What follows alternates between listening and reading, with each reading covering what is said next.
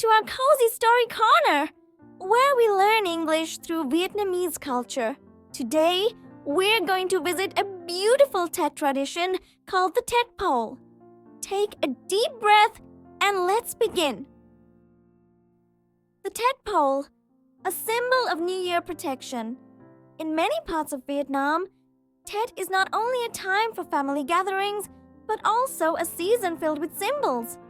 One of the most interesting traditional symbols is the Tet Pole, Cây Nêu. It is usually a tall bamboo pole set up near a house or in a village space around the Lunar New Year.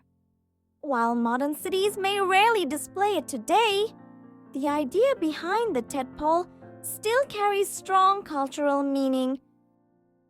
Traditionally, the Tet Pole is raised after people clean their homes and prepare for Tet. The act of putting up the pole is more than decoration.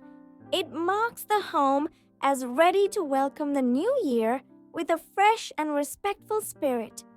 People may hang simple items from the top of the bamboo, such as small ornaments, leaves, or objects that make gentle sounds in the wind. In folk beliefs, these sounds and symbols help ward off negative energy and remind people to keep their minds peaceful during the holiday.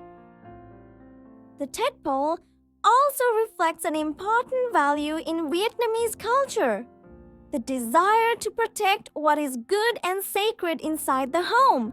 At Tet, families often honor their ancestors, share meals, and wish each other health and prosperity. The Tet Pole, standing quietly outside, becomes a visual reminder that the new year should begin with kindness, careful behavior, and respect for others. In a way, it encourages people to pause and reset their attitude, not just their calendar. Although fewer families set up a Tet Pole nowadays, its message remains relevant. It teaches that traditions can guide everyday life, not by forcing rules, but by offering simple symbols that inspire better choices. Even if we do not raise a bamboo pole each year, we can still keep the spirit of the Tet Pole, clearing away what is harmful, protecting what matters, and welcoming a new beginning with hope. Now, little listener, before we go, think about this question.